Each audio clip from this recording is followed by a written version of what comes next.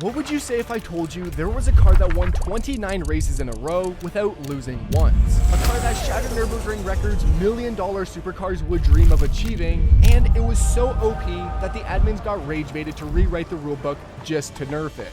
You'd think this is the work of Ferrari or Porsche, but it was actually Nissan. A company on the edge of collapse, locked in and spent 16 years creating a car so advanced, it's still remembered as one of the greatest ever made. This is how Nissan built a sports car that simply should not exist. Alright, I've got you excited now, but first, let's understand how Nissan got into this sticky situation. Before Nissan locked in, they were a small Japanese company called Datsun, which translates to son of Dat. Son of what? The name was shit, but I can't lie, they had a few bangers like the 240Z, but in the 80s, they were producing car appliances for other companies. And in racing? Bro, it was like spotting your fat friend in the gym. Impossible. The Japanese were getting their backs blown out by everyone else. Europe had the BMW M3, America had the Corvette, Japan, it had Goku, and these things. If you weren't on the podium, you weren't on the shopping list. Plain simple. And Datsun felt that personally. Their sales were in the reds. The company was about to file for bankruptcy. Datsun was cooked.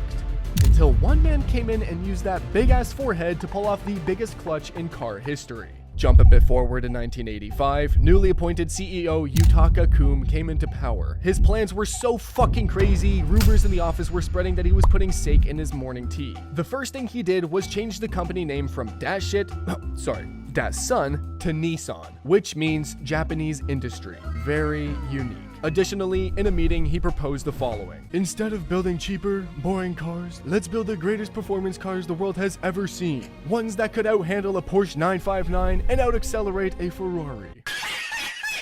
Pissed off, Kume went back home and cooked up a secret project called the 901 Movement, with the goal to become the best in the world by 1990. He tracked down and brought back Sakurai, the father of the original GTR, to finish what he started in the 60s. Nissan poured millions on yen into a new performance division called Nismo. They developed tech that's still impressive even today.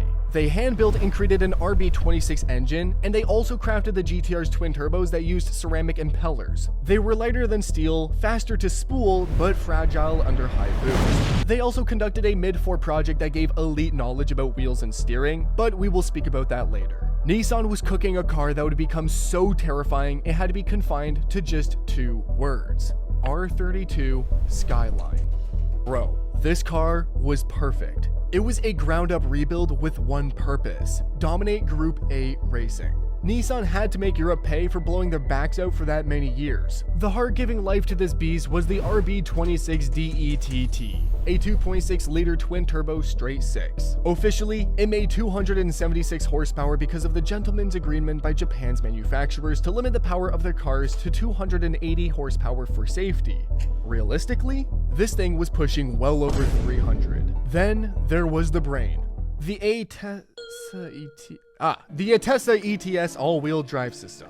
Who the fuck comes up with these names? It was literally a supercomputer on wheels, constantly shuffling power to whichever wheel had grip. It made gripping in the rain feel like cheating. You see, in an ordinary car, when the back starts to slide, you have to lift off. But in this, you give it more welly, and away it goes. It's phenomenal! It's amazing! To the average you and me, it just looked like a slightly aggressive family sedan. But under the surface hid a cold-blooded killer built for one thing: total, absolute victory. And what happened next was fucked. Driving this car in the track was like asking a 20-year-old and 4 94-year-old ladies to do a 100-meter race. In the Japanese Touring Car Championship, the R32 GTR didn't just win. It went undefeated. 29 races from 1989 to 1993. 29 fucking wins. Bro, the staff parties Nissan was having after winning would have put Project X to shame. Let that sink in. For 4 straight seasons, if you weren't driving a Nissan, you were competing for second place. They laughed everyone. It was so dominant, it was almost boring. Once you saw an R32 on the starting grid, you knew what the outcome would be. But Japan wasn't enough. Its first international victim was Australia. The Bathurst 1000, a sacred battleground for roaring V8s. The Aussies watched in horror as their homegrown V8 heroes were made to look like tractors. The local media, in a moment of pure genius, looked at this Japanese beast laying waste to their national icons and labeled it Godzilla. The name was perfect, and it stuck. The following year, Godzilla won again in a rain-soaked controversy. The locals were fuming. They didn't just lose, they felt humiliated.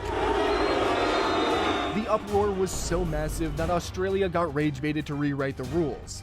They created a V8-only series to ban the only thing they couldn't beat. A bit higher up in Europe, at the legendary Spa-Francorchamps, the result was the same. Total domination.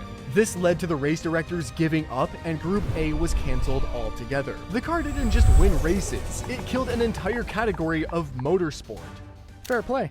But the legend didn't end when the checkered flag fell. The next model, the R33, refined the beast, and this is where I met Godzilla, in Gran Turismo.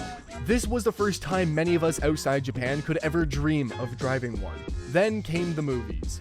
Fast and Furious turned the Skyline, especially the R34, into a street racing prophet. And let's not forget about Initial D, where an R32 was the final boss you never wanted to face. This car went from a racetrack terror to a global pop culture icon. But for a long time, it was forbidden fruit in America. That only made us want it more, and just like the pervs, the moment these things hit 25-year-olds and became legal to import, the market exploded. What was a $20,000 car a decade ago is now a six-figure collector's item. Nissan knows this. They're so proud of this legacy that they recently did the unthinkable. They took an original R32 and gave it an electric heart. A 429 horsepower EV Godzilla, proving the soul of the car is more than just engine noise. Nissan clutched it. They proved that precision could beat power, that software could outthink muscle. But the 901 movement that gave birth to the GTR also unleashed even more terrifying demons. If you want me to cover them next, let me know below.